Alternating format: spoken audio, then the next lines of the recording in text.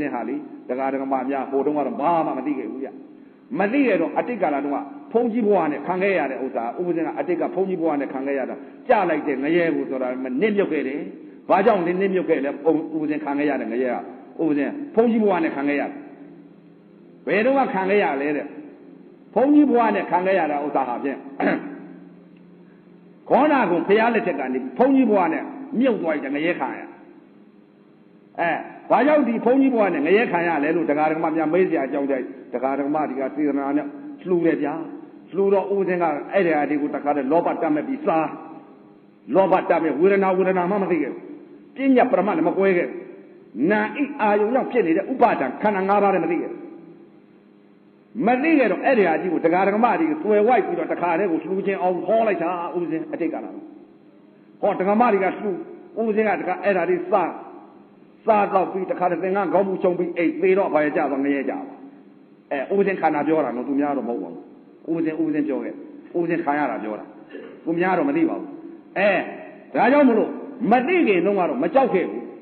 နေခြင်းလို့နေခဲ့တယ်ထိုင်ခြင်းလို့ထိုင်ခဲ့တယ်ဒါကြောင့်မလို့လည်းပဲ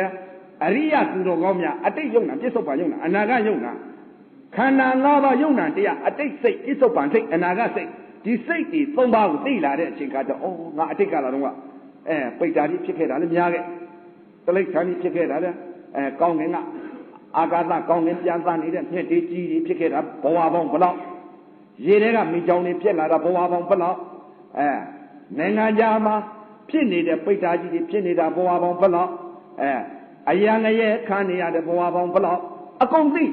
အတိတ်ခန္ဓာတွေကိုသိရတယ်ပြစ္ဆုတ်ပန်ခန္ဓာကိုလည်းသိတယ်အနာဂတ်ခန္ဓာအဲ့ဒီလိုပရိစ္ဆသမုပ္ပါလဲနေတဲ့သံဃာမြင်လာတော့အဲ့တော့မှမလိုချင်တဲ့စိတ်ဖြစ်ကြောက်ရော့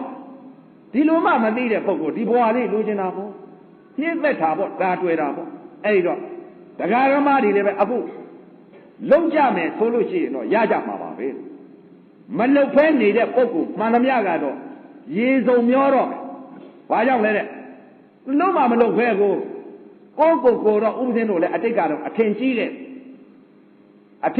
ဘာကြောင့်အထင်ကြီးလဲကိုတော့လူရဲလို့ထင်ဖတ်စိတ်စစ်လိုက်တော့အတိတ်ကစိတ်ကြီးပြန်ပြီးစစ်လိုက်တဲ့အချိန်ခါကျဥပဇင်းဟာလူစိတ်တစ်ခုမှမဖြစ်ခဲ့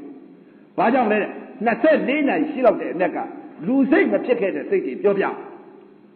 အတိတ်ကာလတုန်းကဖြစ်လာတဲ့ဥစ္စာကဘာလာစမ်းတဲ့ကဖြစ်လာတဲ့စိတ်တွေဟာဖြစ်ဥပဇင်းလူစိတ်ကမဖြစ်ခဲ့တဲ့စိတ်တွေကဘာကြောင့်ဘယ်လိုလူစိတ်မဖြစ်ခဲ့တယ်လဲလို့မေးစရာအကြောင်းတရားရှိတယ်ဘယ်ဖြစ်မလဲလူစိတ်ဥပဇင်းဖြစ်ခဲ့တဲ့စိတ်တွေအခုပြစ္ဆုတ်ပန်ကာလမှာ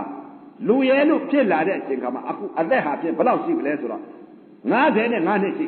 ယဟန်ဝါနဲ့9ဝါရှိယဟန်ဝါနဲ့9ဝါအသက်ကတော့55နှစ်55နှစ်က46နှစ်လုံးကသူများကတော့လူတင်တယ်ဥပဇင်းကလူစိတ်ပြန်ပြီးတော့46နှစ်ခုနှစ်ထဲအဝင်ကြတော့စိတ်ကြီးပြန်သိလာတဲ့အချိန်ခါကျတော့အတိတ်စိတ်ကြီးပြန်ကြည့်လိုက်တဲ့အချိန်ကဥပဇင်းဟာအတိတ်မှာပြန်ပြီးကြည့်လိုက်တော့မြင်လိုက်တော့ကိုယ်စိတ်ကိုပြန်စစ်လိုက်တော့ဥပဇင်းလူစိတ်တစ်ခုမှဖြစ်ခဲ့ဘူး။ဘာကြောင့်လူစိတ်မဖြစ်လဲ။ဘယ်စိတ်ကြီးဖြစ်ခဲ့လဲ။တိရစ္ဆာန်စိတ်၊ပိဋ္ဌာစိတ်၊ငရဲစိတ်ဒီစိတ်တွေဖြစ်ခဲ့တယ်။အရှင်ဘုရားစိတ်ကြီးဘယ်လိုဖြစ်လို့ဘယ်လိုမြင်လို့ဘယ်လိုသိလို့မင်းစရာတရားဓမ္မတွေကအကြောင်းတရားရှိ။ဥပဇင်း46နှစ်လုံးကဘာလာစမ်းတဲ့ကဖြစ်လာတဲ့စိတ်တွေဟာဘယ်စိတ်ဖြစ်လဲ။ယံကာလေးအတိတ်ကလှူခဲ့တဲ့ဒါနကုသိုလ်ကံလေးကြောင့်လူရဲလို့ဖြစ်လာခဲ့။နတ်ရဲလို့ဖြစ်လာခဲ့။ယံကာခွေးများဟာပြည့်ရလွှားရင်အစာဟမိသလိုလူပြေကြီးကံပေါ်လာလို့လူရေးဖြစ်တယ်ဒီကံအချိန်ကုန်သွားပြန်တော့ဘယ်သွားမလဲအပေပဲဘာကြောင့်လဲတဲ့နို့နတ်ပြေကိုသွားနိုင်တယ်အသိလည်းမရှိဘူးလေဒိဋ္ဌိကြီးကလည်းမပြုတ်ဘူးအယူမအမှမအစွဲမတလိ္ဆန်စိတ်ပိဋ္ဌာစိတ်ငရဲစိတ်ဖြစ်နေတဲ့ဒီစိတ်တွေကိုဒီစိတ်တွေကမှအပေသွားတော့မှာပေါ့အဲ့ဒီတော့ကိုကဖြစ်နေတဲ့ဇာစိတ်တွေကဒီစိတ်ပဲရှိတယ်အဲ့ဒီတော့ဇာစိတ်တွေဖြစ်နေတယ်သမာဓိတွေကလည်းဘယ်ပေါ်မှာတည်လဲစိတ်ကလေးကဘယ်စိတ်ဖြစ်နေလဲတဲ့လောဘပေါ်မှာတည်နေတယ်ဒေါသပေါ်မှာတည်တယ်မောဟပေါ်မှာတည်တယ်စကား6ပေါက်ကဒါကြောင့်မလို့အတိတ်ကာလတုန်းကမြင်ပြီးသိလာလို့တိရစ္ဆာန်စိတ်ပိဋ္ဌာစိတ်ငရဲစိတ်ဖြစ်နေတဲ့စိတ်တွေဟာအရှင်ဘုရားဘယ်လိုမြင်ဘယ်လိုသိပါလဲလို့မေးစရာအကြောင်းတရားရှိတော့အဲ့ဒီတော့ပြောပြမယ်ဗျာ